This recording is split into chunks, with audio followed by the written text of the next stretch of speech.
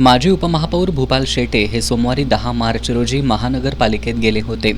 यावेळी ते जनसंपर्क कार्यालयात गेल्यानंतर या ठिकाणी बसण्यावरून संजय भोसले आणि भूपाल शेटे यांच्यात जोरदार वादावादी झाली। यानंतर शेटे यांनी जनसंपर्क कार्यालयातून भोसले यांचा टेबल हटवण्याची मागणी महापालिकेच्या प्रशासक के मंजुलक्ष्मी यांच्याकडे निवेदनाद्वारे केली आहे। टेबल हटवला नाही तर 13 मार्च रोजी धरणं आंदोलन करण्याचा इशारा शेटे यांनी दिलाय। गुरुवार दिनांक 13/3/2025 रोजी मी डॉक्टर बाबासाहेब आंबेडकरांच्या पुतळ्याजवळ प्रथम कोल्हापूर महापालिकेच्या माझ्या मतदारसंघातील तरुण मंडळाचे कार्यकर्ते नागरिक यांना घेऊन प्रथम धरणे आंदोलन आणि आमरण उपोषण करणार आहे।